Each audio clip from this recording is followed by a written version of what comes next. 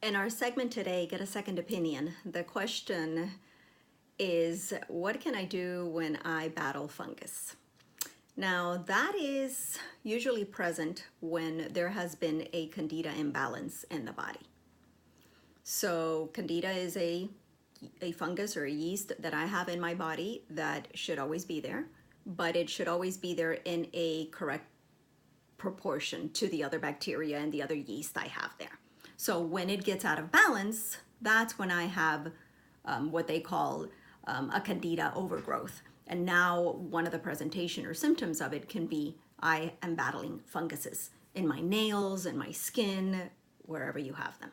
Now in traditional Chinese medicine, they teach that that is the result of a deficiency in the spleen, meaning the digestive system. So usually people who have this candida imbalance with the presentation of fungus, etc., are going to also, if they think about it really well, have issues with their digestive system. So they're not digesting well, they're feeling bloated, they're having pain in their stomach, or they've learned to live with it and don't even realize they're having it anymore, right? Because that also happens. But digestive issues are there already because it is an indication that the spleen is weak, the digestive system is weak. When I have a fungus, it is now systemic. My imbalance is pretty systemic. Even if my presentation is only local, I only have it in one nail, or I only have it in one and it has spread to the other. It's only on one side of the body. It's not on this foot, it's on the other. It's not on this hand, it's on the, etc. It's not on this part of the body, it's on the right, not the left. Even if it's just localized, when you already are battling fungus, we are talking about something pretty systemic. It's bloodborne. It's something I'm going to have to address more than simply locally. In other words, what does that mean? That means it isn't enough to go to the pharmacy, find something for fungus, put it on my nail or put it on my skin and try to burn whatever it is I have. And when people do that, whether it's with something natural or pharmaceutical, they're finding that, wow, this isn't going away. What is going on? And the reason is because I'm not treating the root. I'm not addressing it at the root. So one of the things I need to understand is, well, now how do I address it at the root? Well, once I understand that it is a spleen deficiency, digestive system, now a whole other ball game starts to play, right? Now I'm thinking, how do I eat? Am I rushing as I eat? Am I chewing well? Because my stomach doesn't have teeth. So am I chewing well? Am I drinking, especially cold things, as I eat? Because dampness is what in traditional Chinese medicine is identified as a big issue when there is fungus and there is a candida overgrowth and imbalance. So I'm looking for an elimination of the things that would create this terrain, this damp terrain, this terrain that invites this fungus to accommodate itself there and just grow. You know, if you were to walk into a forest after a rain, one of the first things you're going to see is a lot of funguses, a lot of mushrooms growing, because that is the result when there's damp weather or damp terrain. So when our body has it, we're going to have those issues. And what causes us to have a damp terrain? Sugars, wheat, flour, yeast, dairy. So now I understand, oh, to eliminate the fungus, I have to eliminate the candida overgrowth, I have to address all these things. I have to eliminate these things. And I have to be calm as I eat. And I have to be, if I drink something, it has to be something hot. Remember, that's what they do in China. They eat something warm or hot right before eating to prepare the digestive system. And other than that, you want to stay away from liquids as you eat. I don't want to eat hurriedly, and I want to eat the correct things as well. I don't want to eat with my feet crossed. Every time I say that, I remember bad habit, right? My mother always would come around when we were eating and move our foot over, like, okay, don't, you have it crossed, or you have it, you know, you're all crunched up, or no, relax, you're supposed to eat calmly. She was very big on that. And I know I've told you in other videos that my grandfather was very big on eating is eating. You don't do anything else when you eat. You don't read. We didn't have cell phones back then when we were little, and my dad was, well, we didn't have them anyway. And my grandpa would take care of us and say, no eating and no reading. That's what it was. But today it would be no eating and no texting, no eating and no surfing the web, no eating and no phones, right? So make time to eat calmly, calmly, calmly.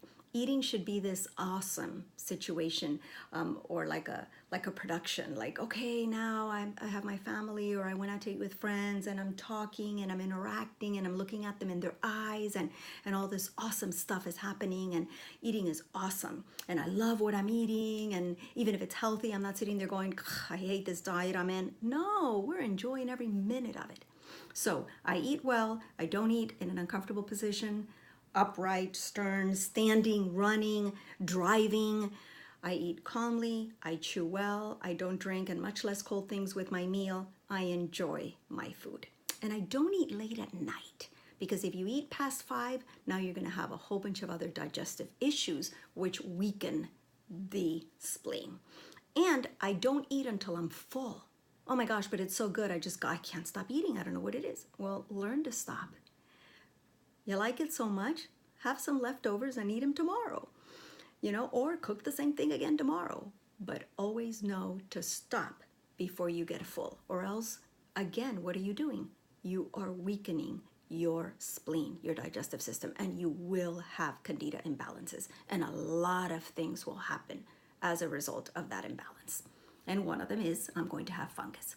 So as I understand the reasons that take me there, now what do I understand? Well, now I understand that it was not just the pharmaceutical drugs I was taking. It wasn't just the antibiotic I chose to take. It was a combination of a lot of things that I've been doing in my lifestyle. And why do I say that? Because if you have a strong spleen and for whatever reason you decide that you need in an emergency to take a pharmaceutical drug or an antibiotic and you choose to do so, that does not mean you have to have a fungus as a result. Because if your spleen, your digestive system has been strong because you've been addressing all the right things, that's not going to be one of the results you get. So let's talk about foods that are going to help me when it comes to eliminating this dampness. Well, what is dampness? It's humidity, right, in my body. What would cause that? Well, we already talked about what causes it: sugar, flour, yeast, wheat, dairy. So what would help me as I eliminate that? What's going to help me bring in some heat? Well, think of spicy things. Think of radishes, which is one of the reasons why Soul Clear is great, right? Think of garlic. Think of lemons. That you think, oh, they're so bad for the digestive system, it's so acid, and no, it's actually very alkaline and very good for you. So garlic, radishes, what did we say, lemons or limes, pumpkin, celery, asparagus, parsley, holy basil, all these things. And you might even be able to think of some other ones. So Google it. I always tell people, go in there and talk about heat foods and do it with TCM at the end so that you can get options as to non-damp foods, which in this case would be hot foods. But always put that TCM so you get that perspective all the time when you're searching for information on the web, because boy, can there be a lot in there to drive you insane, insanely crazy.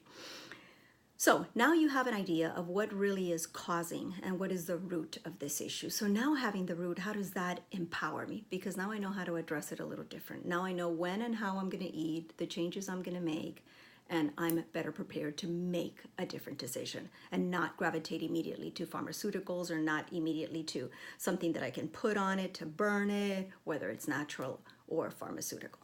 Now I have options for that. And as you think of products from Soul, think of package number 8. It's got Soul Clear, it's got Amitox, it's got a lot of products that are going to hone in on the spleen, and meaning the digestive, the intestinal system, and everything that's connected to the spleen in traditional Chinese medicine. And as you do that, you're going to be empowered and you're going to see amazing things in terms of how to address this fungus when it presents. And now you won't be worried about if you ever have to do something, is it going to cause a fungus or a candida? Now you're more prepared to know what you have to eliminate from your eating. A lot of people think that when they are in this candida diet, I can't touch fruit. Well, in traditional Chinese medicine, you really should stay away from bananas, for example. But you'll read a lot of information about people who are very successful eliminating this, and they have a balanced consumption of fruits anyway. So although you may want to stay away from them at first, always remember that when you're eating raw and it has a lot of roughage, you are benefiting your digestive system.